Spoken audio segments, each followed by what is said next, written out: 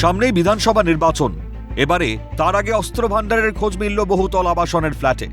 রহরার Regent park এলাকার একটি বহুতল আবাসন থেকে উদ্ধার 5টি লং রাইফেল, একটি 9mm, 2টি 7mm, 3টি রিভলভার, 3টি ওয়ান শাটার এবং বিভিন্ন বোরের 905 রাউন্ড কার্তুজ।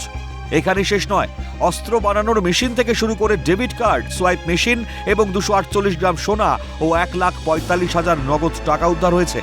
ঘটনায় গ্রেপ্তার হয়েছেন পানিহাটির বাসিন্দা মধুসূদন মুখোপাধ্যায়।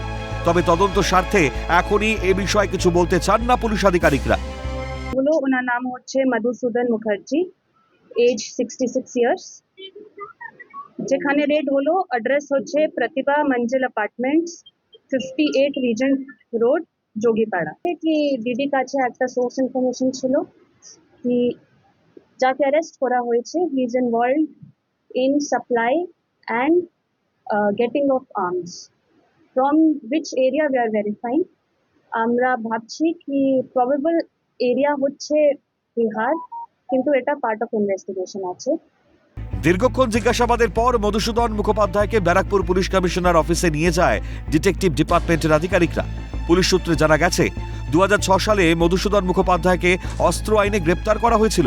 এরপর 2020 সালের রিজেন্ট পার্কে একটি ফ্ল্যাট কেনেন। তার চালচলনে কখনোই সন্দেহ হয়নি এলাকাবাসীর। এই ঘটনা জানাজানি হতেই শোরগোল পড়ে যায় এলাকায়। এদিকে এত কিছু একসঙ্গে দেখে চোখ কপালে উঠেছে এলাকাবাসী।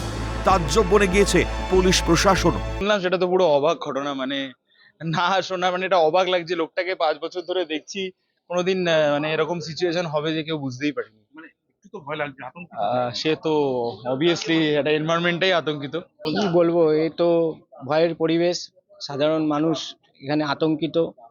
সকাল থেকে পুলিশ গাড়ি এসেই যাচ্ছে, এখানে প্রায় 15-16খানা পুলিশ ভ্যান এখানে এসেছে। আর এই যা সরকারের রাজত্ব চলছে, এটা তো স্বাভাবিক, এটা হওয়া স্বাভাবিক।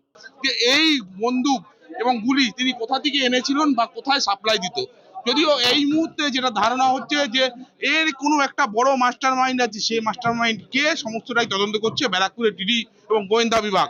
ব্যারাকপুর থেকে শান্তনু আচার্যের রিপোর্ট, ক্যালকাটা নিউজ।